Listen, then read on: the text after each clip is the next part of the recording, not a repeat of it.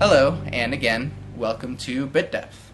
I'm Santiago Ramones. I'm sitting in Cory's house. I don't know if you want to say your last name, if it matters. That doesn't matter. But, okay, sitting in Cory's house, and I reconnected with him sort of randomly, I guess, because you work with Terry. Right. And so... for those of you that listen to the podcast a lot, Terry's been on a lot, and so Terry just messages me one night and goes, "Oh, hey, I know this guy at work, and he likes having these sorts of conversations too," and so you kind of hit me up about it and was like, "Hey, when do you record these podcasts? I want to be on the podcast." So. All right, so to start with, who are you, I guess? Okay. Well, my name is Cory. I actually was about 1 degree of separation from Santiago. It was kind of a small world situation, just the part of the country we live in. From the people we know, and we went to schools in the same district. So I actually tangentially knew who he was, but, the vagaries of what they are, we just kind of drifted apart for years and then came back together. It was funny. I met Terry. I mean, I'd seen him around, but we actually started talking when either I interrupted one of his conversations or he interrupted one of mine or just butted in. We were talking about something similar in the break room anyways, and he told me about his friend Santiago, and he goes, he's got a podcast. Podcasting is what he does. And from the way he described it, I thought that was that was your job. Oh. I thought that was it. And I was like, oh man, so when I messaged you on Facebook, like, hey, let me do your podcast, that's what I thought you would, like, Terry told me at that point that this was just, which was amusing. So anyways, back to the point of your question. I'm 23. I am working, to, eventually go back to school. Mm-hmm. I had originally been going to Oklahoma State many years ago, and ran into a bunch of brick walls almost immediately because I wasn't really ready for it. And this will, I'm sure, come up more when we start talking about who I am and kind of my life to date. Really kind of broke the image that I had of me when I was 18, because of course I knew everything in the world. Sure. When I was 18. But a lot of the real deep motivations didn't really go away. I'm really interested in people in aggregate. I'm all about current events. I'm all about kind of the near future, the trend lines. I've always been drawn to that type of stuff. I enjoy languages. I enjoy traveling. Really, any part of the social sciences I enjoy. Everything from geography to history to political science is always what I've been drawn to. Been a musician. Ironically, me and Santiago played the same instrument. Yeah. Just kind of building back up from, getting hit really hard. What'd you major in? I was a poli-sci major with a minor in French. Okay. Are you gonna jump back into that, or are probably you gonna not switch? minoring in French? Okay. I'm probably gonna minor in something like systems theory. Okay. Or something where you apply big data and trend lines to what you're seeing to say, okay, if this is true and this is true, then probabilistically this is true, and this is where everything from like the future of finance to the future of like population is going, but probably poli-sci. I mean, I know where my passion is. I'm not trying, when I go back, I'm not trying to find myself. I'm going there specifically to, and I don't think I could have been able to say that at 18. I don't think very many people are able to say that at 18. And so ironically, failing as hard as I did, as early as I did, and as hard as I did, and as painfully as I did, is I think, actually, I'm sure of it, going to set me up to be a much more successful the next time around. Yeah. In the meantime, I'm doing things like this. This is my first ever podcast. I'm listening to more and more of them, but I would have never considered doing them at 18. Mm-hmm.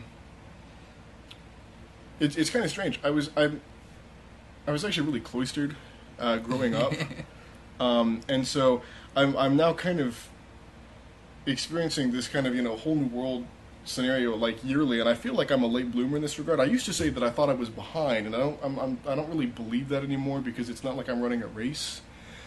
But I am kind of getting into things that a lot of my friends have been into for, like, 5 or 6 or 7 years that they started getting into in late high school that I just didn't, because upbringing and also just personality. I don't think I was anywhere near as mature as even most people were in a lot of ways at 18, just because of my personality and just because of the way I was raised, which is interesting. And I'm getting into podcasting, and a lot of my friends have been listening and responding to them, having their own YouTube channels. That was never me growing up, and so I'm finally kind of turning over that corner and getting into it. So that's my meantime until I go back and get all of these big ticket items and actually start adulting. Yeah, well, I mean, that's what a lot of people come to find, is that the world kind of expects them to just jump out into college, expect that they know what they want to do for the rest of their lives, and expect them to be able to maintain themselves while also having to deal with the fact that you're still basically a child now, trying to deal with bills and schedules and all that junk. And so you mentioned it a lot, but like, what was it that, what was your brick wall whenever you jumped into college? Ooh, lad. Well, it was a lot of different things at once. There's a lot of different things that have been building. There's a lot of things that just my own hubris and stupidity brought down. I mean, everybody has their brick wall story from college. A lot of people, drop out because of it. A lot of people get through it. A lot of people, it just completely fucks up their plans, and they have to completely change around. For me, it just completely and totally broke what my conception was. So I had, this plan from when I graduated high school all up until like my late 20s, if this is what I was going to do and be and whatever. A lot of it was ideas that were not my own. Yeah. Or ideas that I thought that it was what I really wanted, but wasn't. Some of these things were things that I really did want, but that ended up, being so different than what I did. I'm not to give specifics. I had no conception of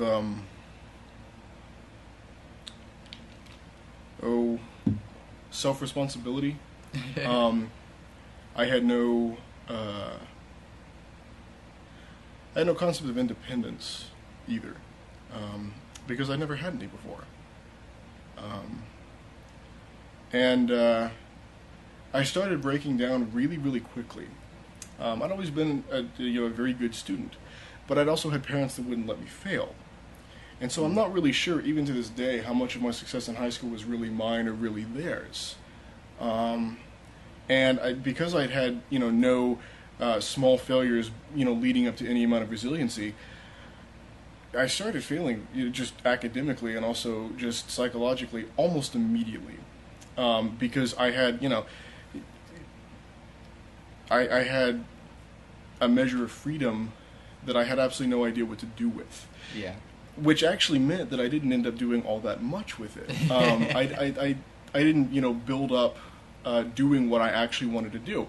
In a lot of ways, I didn't know what I wanted to do. Yeah. I just didn't want to be how I had been for my entire life up to that point. Second thing is that, the things that I started to do were actually really, really dumb. I ended up getting arrested when I was up in Stillwater for just a piece of abject stupidity that I had done over the summer that originally was begun because I was trying to help someone, and I just wasn't thinking, at 18 and a half of any, bad ramifications that could come from this, because of course I had perfect intentions and I was a smart kid who had never gotten in trouble before. Like, it was just, there was an entirely different mindset than what I have now. It's almost difficult to reach back and to really describe what I was thinking, because it's years on now and a completely different outlook on just about everything that I do. It's almost like talking about a different person. Yeah. I'd actually had a scholarship to OSU. I had a full ride scholarship with ROTC. I wanted, I'd always been interested in the military, which is funny because no one in my family did that. Mm-hmm. It really was an outreach of me being so interested in political affairs and foreign affairs and what goes on in the world, that it just kind of seemed natural that I was going to do that. I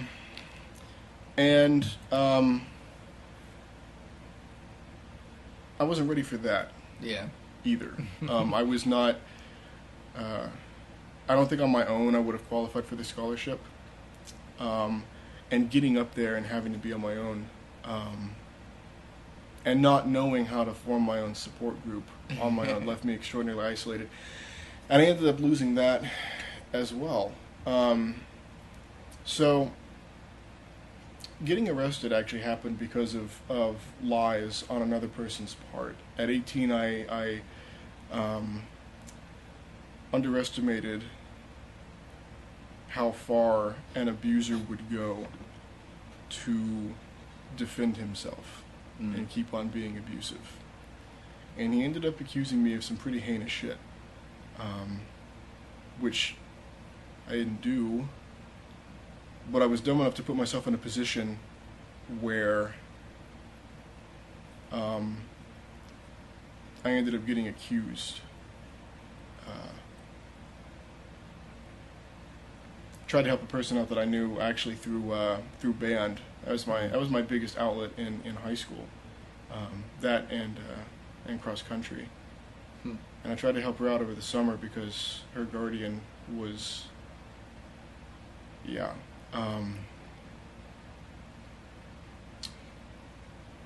I mean, it's something that it makes sense that it would happen. I'm not saying that it was bound to happen, but it makes sense that it would happen exactly because of who you were. Well, yeah, I was careless as well. Yeah, nothing bad could happen to me at 18 because I was the smartest guy in the room. There was a lot of hubris and arrogance responding. I don't feel like I'm doing a good job here. I've got I've got volumes, I've got lectures in my head about what happened, but it's difficult to get that actually out because there is a lot of latent information, emotion, and also just because I'm not exactly sure what I want to say. It's the most painful thing that's ever happened to me. Everything that I thought I was going to do went away. I lost my relationship with my sister for a while, and she was going through almost the exact same thing as I was as well. We were not ready, she and I both, and we're the same age. We're twins. We were not ready to go to college, either one of us. And there's a lot of different reasons for that. But that's the singular worst event in the singular worst series of events in my life, and it's this is the first time I'm been recorded talking about it, and this is probably one of the worst times or worst spiels that I've given about what happened. So it's But okay, so allow me to help you out. Sure. And you don't even have to elaborate more on it, but just I acknowledge that you see it as this grand failure, but it was also the biggest learning experience for you. Undoubtedly, yes. And I had one of those too. If you listened to my first podcast, gotta be honest with you, bro. I haven't. That's okay. I was just speaking in general to the audience. I intend to, but and so, looking back at those big failures of ours, from a higher point on the mountain, you're able to see that I had to go through that to become who I am. Right. Because if you hadn't, you'd still be I would still be the same punk kid that thought I could. Sure. And I mean, it's been 5 years now. So I can, I agree with you. I would most assuredly say I'm more mature and I'm more grounded now. it was years worth of delusions ripped away, and also a learning experience about exactly how the world works. I don't really think I can I can stress enough how cloistered and removed from the average person's experience I was growing up. If you'll allow me to be more brutally honest,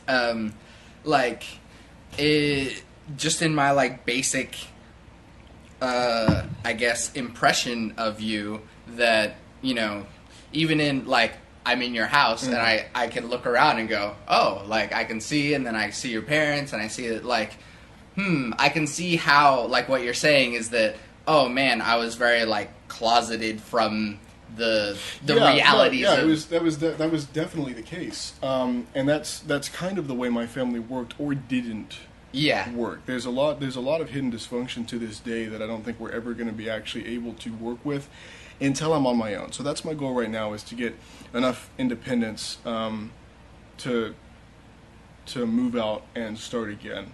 But it's strange in that it really broke my relationship with my parents as well, because all of the comfortable delusions that we, it's funny. This whole podcast is about getting into depth and actually having real conversations. I can't do what I'm doing with you with my father. We do what's called conversational dancing.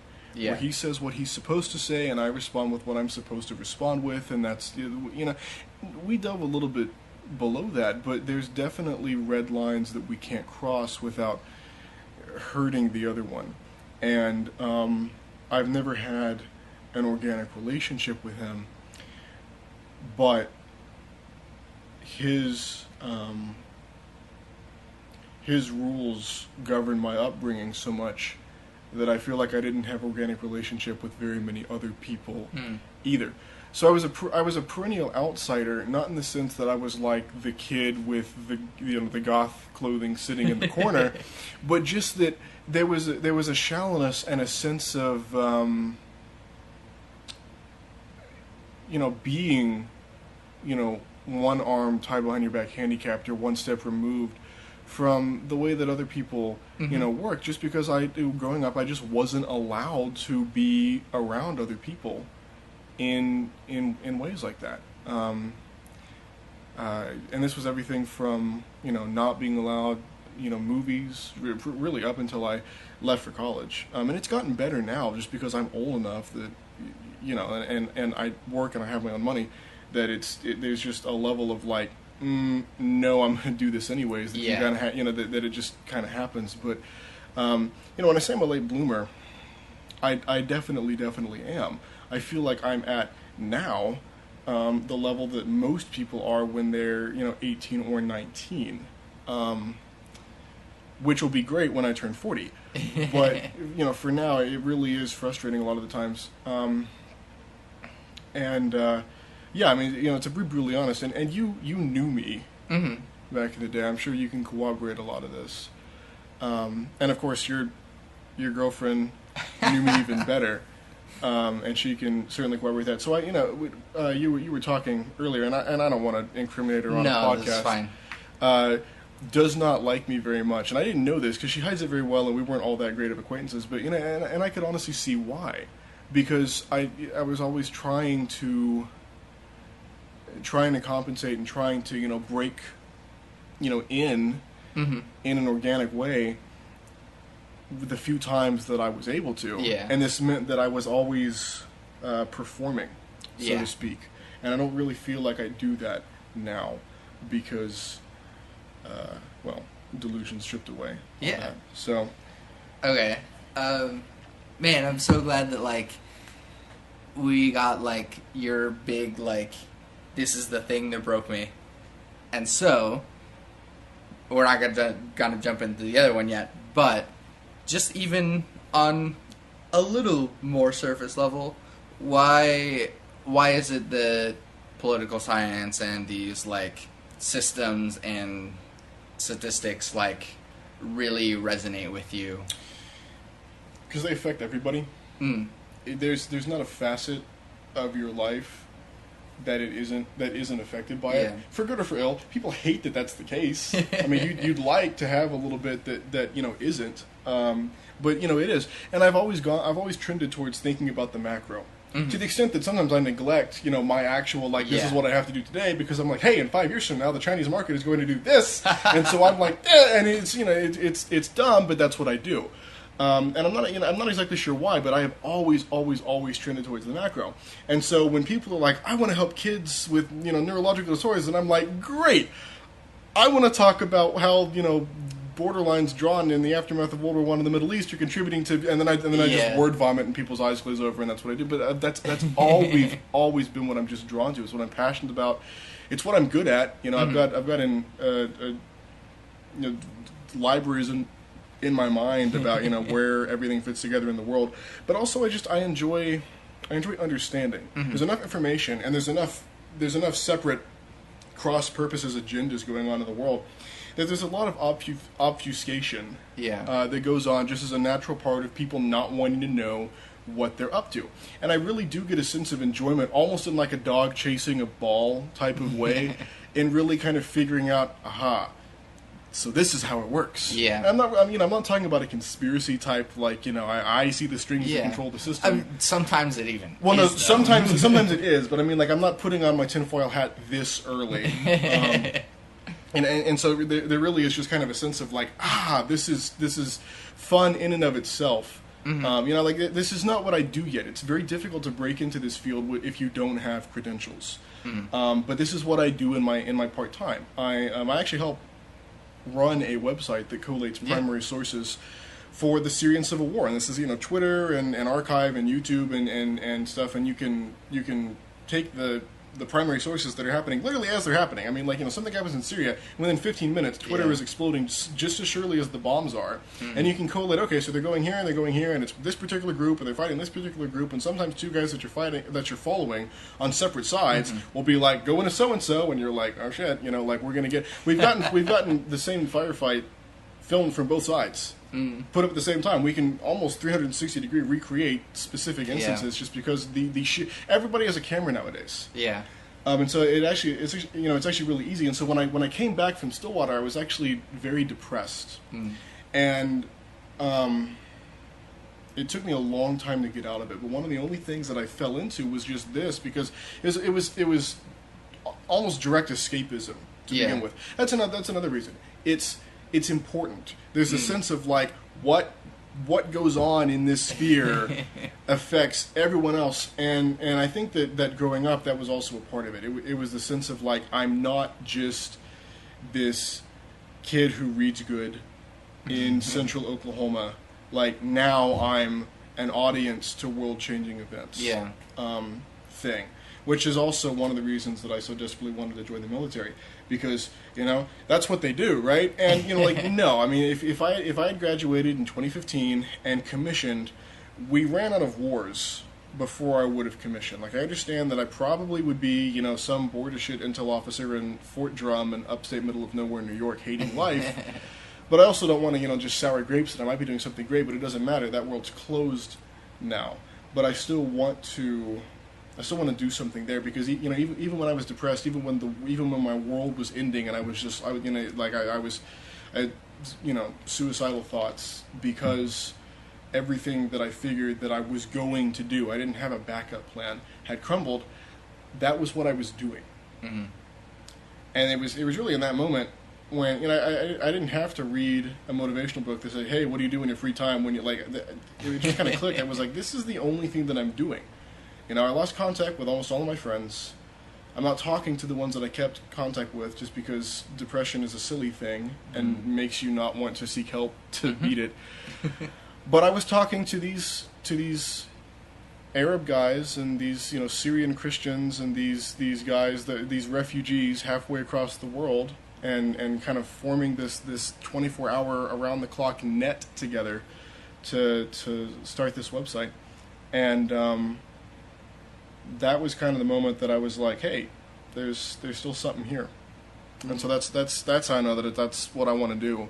Is that's pretty much the only thing that I wanted to do on my bad day. And it's funny, the closer that I get towards it, the more I start to want to do other things as well. There's an enormous amount of inner peace I get from even taking small steps towards that, and then I can say, hey, I've there's a concept, I think I read this on Reddit actually. You can tell I'm depressed because I have a Reddit account. Called No Zero Days. It doesn't matter what you do so long as you take one step to make it not a wasted day. And so long as I get that out of the way, then all of the rest of my stuff to kind of make, to make myself a well-rounded person comes back in. Dance classes, music again, writing, being social, whatever, kind of comes back in. But kind of the central pillar of that is this central, what is the world going to be like, and how do we best take advantage of these monumental changes that are headed our way. And so that's kind of what I want to do. Actually, that is what I want to do. Yeah. To talk about it a little bit, there's something very different about zooming out and going, kind of like how you said that the drawing of the lines in World War I affected this and this. Right. But like, it's something else that it takes.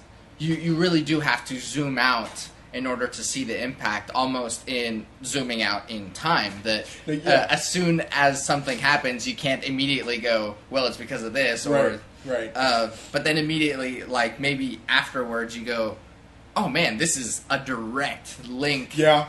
Back to, well, it takes both. We live in a world that likes to break things down into the smallest unit possible, and I tend to want to put things into a much more holistic sphere. So instead of breaking it down to an atomized level, you take the history and the culture of the region and all the different fault lines, the ethno-religious, age, ideological splits, and you start, building it together to create a holistic picture. But that doesn't mean that, these very small details don't matter. It just means that you have to add them into something that creates something that's greater than the sum of its parts, which is ideally what I want to do. Is to, take these disparate sources of information and create something that is holistically more complete. It's difficult to do that in the best of times, but especially in something as rapidly changing as international politics, particularly in war zones, which is what I'm on to, where everybody for obvious reasons is just going haywire, and there's just information and misinformation and reinformation and redacted information and then outright lies just getting thrown around. That it takes some context, and I think that's really what. Being as interested in history as I've always been helps. Is you can understand trend lines, which is what I talked about with you before we actually fired the recorder up. To view things on a longer timeline, really even than a human lifespan, to get to this point, and it really helps calm down the day-to-day events, and kind of put this into context. I mean, a lot of times it does seem, because especially if you just follow kind of the day-to-day without zooming out, really, it just kind of looks like, especially with what you're talking about, it just kind of looks like another bombing. Right. It's just profusion of another bombing of never ceasing succession of crises. Yeah. That are just And you're right. But if Twitter existed during World War II, can you imagine the type of what I mean? Like the fact that we're 70 years past from that means we can pick out all the this was important because hindsight being 20/20 and having 70 years of that, and so. That's what I mean by wanting to put things in context and wanting to look for a holistic thing. Like, there are going to be, up to the minute things that are like, this changes everything. But, those don't happen once a day. So, I've been doing this for about 4 years now. following this and putting out analyses of videos and putting out analyses of satellite footage. There's open source satellite footage that crosses over Syria once or twice a day that we can use to even pinpoint the movement of individual vehicles. Then we can match that with the precise Twitter locations of people that we follow, and if they match up, something big is about to happen, because tanks don't just roll on their own right up to the doorstep of your local militia commander. But it's funny because the fighters themselves are the ones that are the most guilty of this, and I think this is because they're hyping themselves up. Like, they have to believe that everything is going to be like the biggest thing. So it's like future war-ending offensive coming up. Take 127. If whatever, and so you just kind of back it up and like, all right, but then you start looking at the trend lines of those. What's changing, and it's been interesting to watch these guys coalesce from these basically shopkeepers that were closing down shop early so they could go and buy ammunition on the black market and shoot at the local army government commander in the evenings, to now you've got effectively full-time paid rebels in the country with their own artillery, most of it homemade, armored units, tanks, technicals, machine guns, mortars, what have you, over the course of 4 to 5 years of that. And to see, where all in the world, there's a huge, enormous black market. So when I'm talking about, conflict, I'm not just talking about, people on the battlefield. I'm talking about the way the world changes to accommodate a war in the 21st century. And the fact that the economy doesn't stop. It just goes underground. Every time you break a free market, you create a black market. And the biggest black market in the world right now is in northern Syria. Everybody in the world has something to trade there, and most of them do. So it's been fun to try and track that as well. It's I'll tangent all day on that. But no, it's good to see that. I mean, you're not just BSing. You're like, this is your thing, and I really enjoy that. There's this kind of thing that's whenever you get someone talking about their thing, that there's like this little joy in there. Like, it's great. Well, it was funny. I was talking to a guy in Australia, and I don't know his name. I just know his username, because when we're talking about an open source network, this is not a hierarchy. I'm not the CEO. I don't pay people. This is a network of people who are connected via the internet, and we can message each other in real time. But we're doing this as a labor of love. So it's not like a company that I run with, which is actually kind of the beauty of it, because there's no barrier to entry. People who are literally in boats in the Mediterranean, who've smuggled themselves into Libya trying to get into Italy, having fled Syria, can live tweet me going, "Hey, here's what the smuggling route looks like today for so and so." Like, it's cool. But we were talking about recent suicide attacks in Iraq, and how they've changed, and how Daesh, which is ISIS, in Arabic their name is Dawla Islamiyya wal Iraq al-Sham, which means Dawla, State, Islamiyya, Islamic, wal Iraq, for Iraq, al-Sham, and Sham.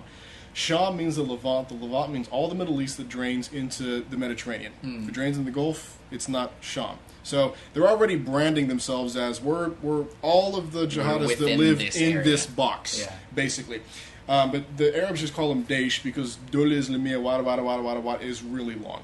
So Daesh, ISIS, has switched over to basically not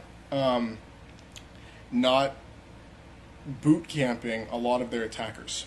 And they just put so much open source information out on the internet that a lone wolf guy can basically download jihad in a box. And if he has access to weapons, which everybody in the Middle East has access to a mind-blowing amount of lethal stuff, that they're basically supercharging lone wolf attacks. And he and I were talking about, they were like, hey, this information is spread worldwide. How long do you think it's going to take for a lone wolf of Iraqi scale, dozens dead, to happen? Less than a month later, Orlando happens. So I was at work when I heard about it, because I work really early in the morning, and so I was actually getting live updates and sneaking away in the corner and watching this, and people thought I was just this psychopath, because I was like, I knew it, and it's horrible. But when you've talked about something and you see it happening, and you're putting out these analyses of hey, this is how it's changing, and this is probably what something is going to look like. And then less than a month later, it happens. I'm not saying I predicted it because there was differences. I mean, this guy had been on the watch list, so he didn't come out of nowhere. It's America, so aside from like active war zones, we're probably the largest arms market in the world. In fact, I know we are. So it's not like I'm saying that like nobody could have seen this coming except me. But I mean, like I got close enough to be like almost gratified that I was that close, and then I had to take a step back, and I was like, these are people. And so it wasn't like I was making light of a tragedy, but it was like I had such an understanding that most people don't, because this doesn't come out of nowhere. I had kind of a depth of context that most people don't have and also don't want. I mean, I understand that like I exist in a type of nerd bubble that very few people do, and I'm okay with that. Because I don't, and it's funny because I'll hear people do the exact same thing about, like fantasy games or like, Warhammer 40K, which has a similar body count to what I actually follow, except it's in real life. And I'm like, cool, you do you. And so I understand that, when I normally talk about this, that's not in a podcast where he specifically is asking me these questions. Like I do dial it back because I understand, like nobody cares. My sister doesn't care. Nobody else doesn't care. Like it's fine. I'm cool with that. But it is really cool for me to be able to have these aha moments where I'm like, yes, this is the future. And to kind of get out ahead of that and to say, hey, this is, and so then the question becomes, how do you prepare for this? How is the world going to change in response to this? Because that's what I want. That's what I want to do. Is to get out ahead of the processes that are rapidly reshaping the world that we live in, the world that we were trained and grown to inhabit, is being broken apart. And that's not always a violent process. The economics in this country are changing, and that's not because of ISIS, but it's more of an indelible process than ISIS for the way that we're going to have to live. And so that's the other half of what I do, but I run a website that collates the Syrian civil war, and so that's kind of my day in, day out political science thing. Actually, I quit that the last time I tried to join the military. I tried to join the Marines last year, and I almost got in. I got a second edition for the Marine Band, and I had a background check coming back to do intelligence.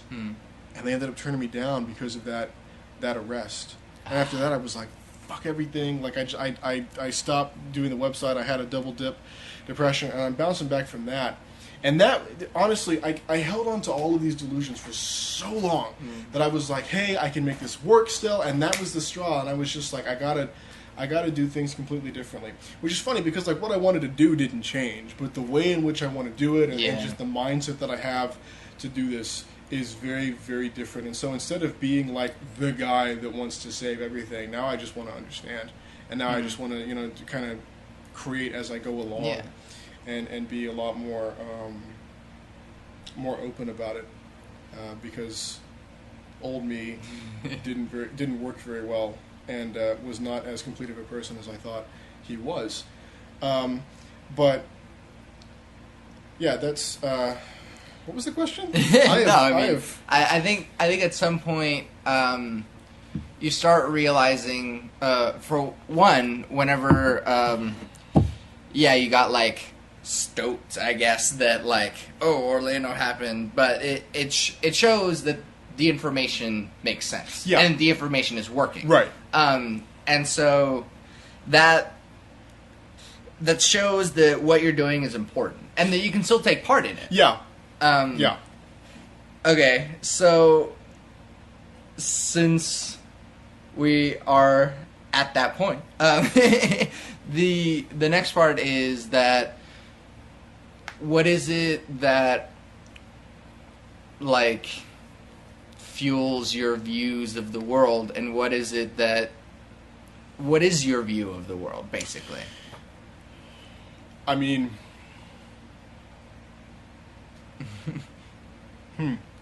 And then I think you might be the first person to have ever asked me that specific question because I've been the politics guy for so long that it's so thank you for that. I don't know. I mean, the world as a whole is going to hell, has always been going to hell, and will always be here.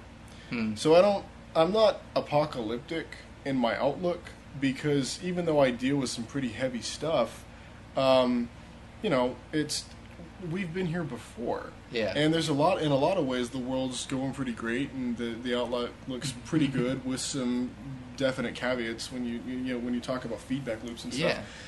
Yeah. So, I mean, I don't know. I mean, when you talk about the world as a whole, I think it's very difficult to talk about the world as a whole in anything other than philosophical terms, because we don't behave like the world as a whole. I kind of roll my eyes at people who talk about like one world and stuff like that, because it's like I can't get 4 of my friends to agree on something. I'm not going to get 7+, trending towards 9+, ending at 11+ billion people to agree on something. Which is why, what I really want to focus on in aggregate is trend lines. Is I don't want to treat the world as if it's one giant person that you can have a conversation with, because it's not. And trying to, have a friendly neighborhood conversation with the whole world will always leave you frustrated, because the world does not behave like that. So, what I think about the world is it's fascinating. I love it. It's what I want to do. There's not a day that goes by that I don't learn something new or have something challenged just by opening myself up to the information that is flowing in ever-increasing quantities from the world as it gets more networked. And that's, so when I say I love it in aggregate, I meet an asshole every day. And I don't like that, because there's so many of them. But it's outweighed, it really is, just in aggregate. Like, I don't have to dig for it. It really just is outweighed by the amount of people who are just like, yes, let me connect with you, which is funny, because I'm actually really isolated right now in a personal sense, just because of everything that happened. And I'm still rebuilding from that. Yeah. And so I didn't ever think I would be the guy who would be like, more connected online than he was offline. But I also don't think I really gave credit before everything went down, of just how isolated I was, just because of upbringing and personality. And I'm kind of cool with that, because my dreams go so much further than Oklahoma City and just Oklahoma. And so I enjoy having the ability to just have a conversation with a guy in Bangladesh, or have a conversation with a guy in Australia, or a guy in France. I get French lessons from a French dude over Skype. This is, and so eventually what I want to have the ability to do is to travel to these places, and have a job that either facilitates the travel or is location independent enough that I can just go around and just experience, because that's I love it. I've traveled just enough to know that that's what I want to do. But dialing it back to to just your question, which again I think is purely philosophical, because you can't talk about you have to as soon as you start talking about specifics, you have to start segregating, because you have to talk about context and things that let into it. Yeah. One thing about the world is the past 250 years on this planet has produced more stuff of anything you can imagine than the previous everything. And the previous 100 years more than the previous 150. Yeah. And so we're reaching kind of an exponential function that's either going to lead to the greatest and most long-lasting breakthroughs humanity has or will ever have, or it's going to break the system we currently work under. And I think, honestly, it's going to do a little bit of both. I tend to lead more towards break stuff, because it's easier to break things than to create. Like I'm not. That's very true. It's kind of funny, and it's almost kind of cliche now to be cynical about everything, and I really don't think I am. I used to be, but I'm not anymore. I really just I tend towards break stuff just because it's easier. That's and so part of why I'm so interested in what I'm interested in is because I think we are, as a planet, reaching a whole lot of different tipping points. And I'm more interested in that because we're not doing that as one planet deciding to reach these tipping points. These tipping points are coming whether or not most people even want them. Or not. So really the question for me, because I'm not the one driving the wheel, and honestly I don't think anybody is. I don't think there's any one person who can stop or start or affect these processes as a single person. Barack Obama can't, the leader of the UN can't, the premier of China can't. There's no one person. Nobody's in the driver's seat of these things. The best you can do is get such a deep understanding that when they do start acting like roughly how you think they act, you're in a good position to react and take advantage of them. Mm-hmm. And that's what I do. That's why I do what I do. We're like, how long have we been recording for? We're like 45 minutes into the podcast, and now I've finally answered your first question. That's why I do what I do. Syria is just an almost daily reminder of why that is.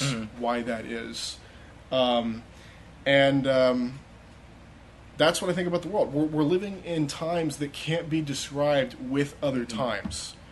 We're living in times that can take a lot of knowledge from other times, but you can't go, oh, hey, 7 billion people. I remember back when the Akkadian Empire, like, no, we're not, we're in completely uncharted territory. And that terrifies me, but that also excites me because it means we can do things that we've never done before. Mm-hmm. But it terrifies me because those things might not all be good. Yeah. So you more so lean towards the pessimistic side. But I don't even think it's pessimistic, because if you understand that the system is going to break, you can be in position to not be hurt by it breaking. Mm-hmm. And that's the thing. There's a separation between the individual and the system, mm-hmm. and that's not always the case. In fact, the people that are most going to be hurt, however the outcome is, mm-hmm. Good, like singularity. We've invented God in the computer. Everything is fine. And, like the zombies have risen apocalypse thing, is the people who are most going to be hurt are the people who aren't able to think outside of the systems that they live in. Mm-hmm. And, when I say systems, it's not just, mental systems of like, oh, hey, when I have a problem, I call the police. Because mm-hmm. I'm not like the prepper guy who's like, hey, I have like 300 guns, so when the zombies come, like, we're gonna... I mean, like, every single, process that is larger than yourself that you click into as a part of it, because that's what we do. That's what civilization mm-hmm. does, is it creates ever more complex and ever larger systems mm-hmm. for you to live within, some of which, by law or by culture, you're not allowed to get outside of. Mm-hmm. And it's interesting that when you start talking about these things, because I'm not even saying you should get outside of them, but I am saying that it helps to think about getting outside of them, yes. because if for no other reason, it helps you understand the system that you're in better. And this is everything from the legal system to culture to religion mm-hmm. to the water that comes out of your pipes. Mm-hmm. These are all different types of systems that we are completely and totally dependent on.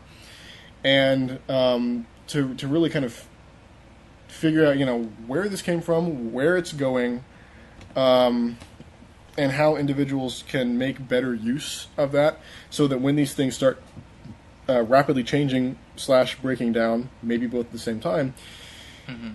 I and as many people as I can educate can profit or benefit from it. Yeah. So what is your place within the because this is a fun question to Sure. always touch upon, but where do you stand on religion? Okay. Well, that's a funny one. I've referenced, I think, 7 or 8 times in this podcast already. Kind of tangentially, I've been kind of treating it with kid gloves, the kind of stifling way I was brought up. In large part, that's because my parents were and are Protestant missionaries. In a way that, once you become a missionary, once you have that much faith to go abroad, you never stop mm-hmm. being that. And in a lot of ways, that was harmful. So, what do I think about religion? I think religion is one of the greatest things that mankind ever invented. And by great, I don't just mean like, yay, religion. I mean like great in the classic, like, this is important. Large. Right. like weighty, meaningful, mm-hmm. Something that changes everything. But I am not religious, and I don't think I ever will be. For my own self, it was very frustrating growing up because I was the type of kid, I told you that I was the type of kid who like had St. Augustine mm-hmm. and would read, and I would be like, okay, so why then? And nobody could answer. Or I would read. I was one of the only people who actually read the Bible mm-hmm. in my Sunday school group. And it was immensely frustrating to me growing up, because the group that I was with was my parents' church. I mean, that's how most people grew up. But it was right next to a separate high school that I was not a part of. And so most of the kids in the youth group were part of that high school. And so they would come in on Sunday, hungover from the parties that they had gone to Saturday, and it was just another outreach for them. But that wasn't why I was there, and I was never going to be part of that in-group because I didn't go to that high school. So really, I was very isolated growing up there as well, and I never had a good connection to it. And no one else could ever really answer all that many of my questions. And so I think one of the greatest failings of at least the Protestant Church in the United States is that they don't have a good idea of where their own ideas come from. Yeah. And increasingly, as they become a less and less powerful force in society, they cling to their dogma without recognizing where their dogma comes from. Mm-hmm. And so that means that, when they talk about family values, people think that means they hate sex. And when they talk about defensive marriage, people think that means that they hate gays. And I don't truly believe that has to be that way, but I mean, like, if most people don't understand, and so, it's on a personal level, I feel very conflicted because how I wanted to grow up religious was different than the way I grew up religious. Mm-hmm. And I'm not religious anymore, but I have a lot of respect for it. That makes sense. I think that St. Augustine and the disciple Peter and would be some of my people that if I had to go back and retake senior English, and it was, if you had a dozen people to sit down at a long table, at dinner with you, they'd be some of the people that I would take. Because I don't think that religion gets so far outside of the human experience that you can't take actionable advice to live your life off from it.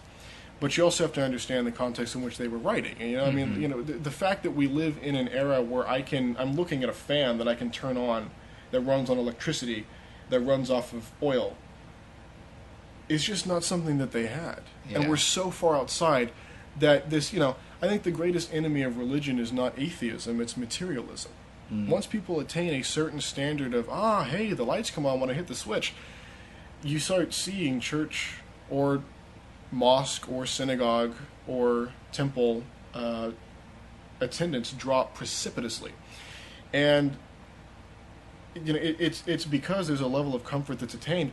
And I think most people don't go beyond that. I think that it can be an extraordinarily repressive means of social and cultural control, but I also think it could be an extraordinarily beautiful sense of community forming around an idea that is greater than yourself. Mm-hmm. And I also think it could be both at the same time. I grew up in a church that was rich enough that the people that went there were people who all of their friends weren't religious because they were the same type of rich they were. They were the rare one that had personal faith anyways. Hmm. That's the type of church that launches missionaries. Your average church with 45 people in attendance that, the steeple is toppling over because they can't pay the maintenance fees on it, church in Oklahoma, of which there is one at least on almost every street corner, mm-hmm. is not the type of church that runs that. That's the majority of churches in this country, and they don't have any clue where their dogma comes from either. We're mostly just culturally Christian in this country, and so I feel kind of trapped between. When I talk to a religious person, I want to talk about the ideas behind where the religion came from. I want to talk about the history of where the religion was founded. Mm-hmm. I'm talking about the world of Roman Judea and what these words were just so pregnant with meaning for Jews that yearn to be their own country again, yearn to not be occupied by these absolutely brutal and very recent conquerors in a long line of conquerors that the Jews just wanted rid of. To the point that, when Jesus died, it wasn't like, Jews were like, okay, screw it, Jesus, that's it. When they talk about, the prophecy under the star, there was a Jewish guy who came afterwards, and his name was Shimon ben Kokba, and he led the greatest revolt against the Romans that the Romans ever had. And in the Dead Sea Scrolls, which were written in the aftermath of this failed revolt, where the Romans were just going blitzkrieg and killing everything, and they hid him in the cave, it talks about Simon ber Kokba being born under the prophesied star. So the Jews were using the exact same imagery for him as they did for Jesus, but Simon bar Kokhba died by suicide after this immensely failed revolt. And the revolt failed so hard, by the way, and the Romans killed so many people that's what scattered the Jews. Like, the Romans were like, all right, you guys are pesky, I am going to delete Judea from the map, and being Romans, they did. And that's what scattered the Jews everywhere. I mean, that's why there's Jews in Mongolia now. The diaspora began under the Romans. And because that center of, like, Judea, Judaism was crushed, that was what began this really subversive idea of conquering through love that early Christianity was. This idea that, because Simon Bar Kokhba murdered 80,000 Romans in a night. That was his, that was his, I am starting Judea again, was he just murdered every Roman that he could find. And the Romans were really, really good at responding to that. It was very difficult for the Romans to respond to people who would go singing to their deaths in the Colosseum, or would forgive their tormentors as they were crucified. The Romans didn't know how to handle that. And it was this idea that allowed Christianity to spread. Now, again, as soon as Christianity got established, it reverted right back to the whole, Deus Vult, let's kill the non-believers thing, because Christianity, being a powerful religion by that point, behaved like all other powerful religions, and it becomes a really good way to rally the believers. And so, talking about the historiography of religion ties in really well to what I'm to what I'm interested in, but it's separate from how I personally believe, because I've never clicked, except for fleeting, wonderful moments, with people who were really able to talk and understand to the depth that I wanted to. And I kind of had to just make peace with that growing up, that most people didn't. And that even my father, who's a physician, very educated man, is so emotionally invested in it that if I pressed too hard, it would trip him out of his logic and into his emotion, and it just became a, well, you can't style thing. And so I think I'm going to keep chasing that, personally. I think I'm still going to be chasing these conversations, like we're having right now, until I kind of drink my fill. And from a macro level, which again, you asked me a personal question, and I'm like, ooh, history of Judea and the Romans. Like, this is what I mean by trending towards the macro. I will do this every time. It ties into these, what makes the world go round.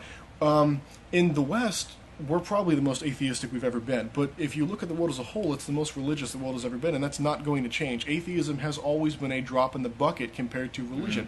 But religion does not mean, hey, I want to die for my faith, because that's the radicals. And I'm gonna, I have this theory, and I really think I'm the one who came up with this. This is one of the only things that I'm like, I made this entirely. It's not just something that I borrowed from someone else.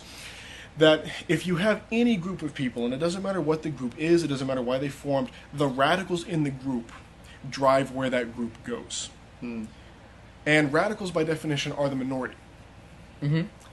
And so the job of the majority is either to agree or disagree with the course set by the radicals. If they agree, fine, that's where you're going.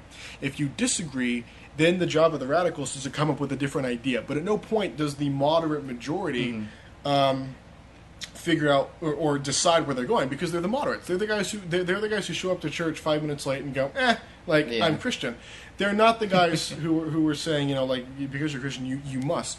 And you'll see this with anything. You'll see this with homeowners associations. You'll see this with school groups. You'll see this with politics. You'll see this with businesses. Because the radicals, by definition, are the people who never stop. Almost all of the problems of groups in this country and in the world are radicals going beyond what the majority is comfortable with, but the majority either not having the willpower to stand up to them or not having the ability to stand up to them until they get ever more radicalized. That's the story of politics throughout my lifetime, at least in this country. And the radicals, getting enough power because they've solidified themselves so much that they can start, self-perpetuating and only helping themselves at the expense of everybody else. That's how religion, that's how jihad happens. That's how crusades happen. Is these radicals, these people who eat, breathe, sleep, Wahhabi, Salafist, Sunni Islam, or these people who eat, breathe, sleep, non-ecumenical Catholicism, and they call for a crusade, and they're able to either sway the moderates along, or the moderates just roll over and go, okay, fine, you do what you want. and that's how these things happen. And so to treat that in the modern era as a system in and of itself, where you can monitor these radicals versus these moderates, then you can start making numbers-based predictions on what's going to happen in the group, which ties into what I want to do. So it's complicated. I mean, on a personal level, I grew up very conflicted about it. I think I have a much better idea of what it actually means to me personally. Yeah. I still think that I'm not quite as at peace with the ideas of some of them yet. I think that would actually happen once I get independent and once I start, especially once I move away from Oklahoma. Yeah. That I can really start seeking that out, which is okay. Like I that's a goal, and it's actually one of the first pieces of that falling into place is realizing that that's a goal that I will work towards attaining. And then I've just talked about the macro, so I don't need to restate that. But it is complicated. It's one of the things that defines humanity is these ideas. One of the first things we did was create something larger than ourselves. I think that speaks to something very deep within humanity that is not going to go away. And I think most of what we talk about in our kind of snobbish nose in the air thought about the average religious person, which ironically is the radical religious person, not the average, not the median. When we talk about Muslims, we think about the radicals. That doesn't mean jihadists, by the way. That does mean the radicals, the people who eat, breathe, and sleep within madrasa and talk about Islam says this, women must do this, men must do this. We're not talking about the the falafel shop person that just wants to raise his kids and is Muslim because his parents were, and he just wants to do right by his kids. And Islam says that if he does this, he will have enough for his family. And this doesn't make him naive. This doesn't make him stupid. But if he's highly religious, by the numbers, it probably does make him poorer than the average person. And so I think the only thing that the last thing that I'll say is that learning about it and wanting to delve as deep as I am, it gives me a respect for the religion as a thing. I don't approach religion from a sense of, well, because I'm more intelligent because I don't believe this. I can I don't view myself as David Attenborough watching the monkeys swing through branches when I'm talking about these people who honestly believe something that I don't think exists. I call myself an agnostic. By rights I'm atheist. I don't believe there is a God. But most atheists that call themselves atheists, I think, have a degree of anti-theism. This Sam Harris, Richard Dawkins. No, that's what I am. Yeah. That if you're religious, you're dumb because you're, and I don't believe that. I think there is even a lot of grace in really disciplining yourself to believe something like that. For the longest time, I really wished that I was able to feel anything at all when I tried my hardest to be religious, because I really did, and there just wasn't anything. There just wasn't anything there for me. So it'll be interesting to have this conversation in 10 years with whoever I'm podcasting in 10 years. But that's religion for me. Yeah. That's awesome. Because bringing up another question would take up a lot more time, and also have to pee. Do you have anything to plug right now? What's that website if you want to say what Sure. it is? Well, the blog that just runs purely about Syria is called Oryx blog. It's Spion, Spioen, Cop, Kop, at blogport.com. Spion Cop is just a joke with a South African guy that I made. It's this ancient battle for some long-forgotten war in South African history. But made the website, and then Syria broke out, so now it's about Syria, even though it's named after South Africa. You can Google Oryx blog and you'll find it. And that's ORYX blog. And it's about it just does analysis. Every time people put out a picture, you're able to find new information about it, about the weapons and where they are and what they're doing and where they're heading and how many there are and what they've. I don't run the website, but I do contribute to it. We're actually active on Reddit. There's a Syrian civil war Reddit page. It's probably the best thing. Reddit's used for cat pictures and angst, but there's no barrier to entry. Yeah. And that's why we use it. Anybody with an internet connection can get on it and start plugging into these other primary sources that we have. And it's so pervasive that we're able to hoover up some people because we don't have the money to advertise. And those are really my two things. This is my first podcast ever. I'm sure I've been rambling. I don't have notes. I don't have, You're good. So I don't really have any like, this isn't how I'm making money yet. So I don't have anything to plug or whatnot. So I will say, I want to do this again. If you think that I'm just you're bored or whatever. Great. No, this is great. I really think that, having a roundtable discussion with you and Terry and some of the other people that you talked about, just about the second part of what we did, about like how we think and what our experiences are, would be great. And then also just bouncing off, being able to relate our experiences about talking about the first part about what makes us tick to each other would be fantastic. Yeah. So I really enjoyed this. Yeah. It was thank you. Honestly, it was a little bit more dry than what I thought, because I was talking so much about these really dense things, which is what I think about. Which is not, I'm a lot more off the cuff just in conversation. So and I'm not apologizing. I like talking about this stuff, but it was. It was a lot denser than I anticipated it coming on, which was interesting too. It was interesting because I had no idea what it was going to be like. So, thank you. Thank you.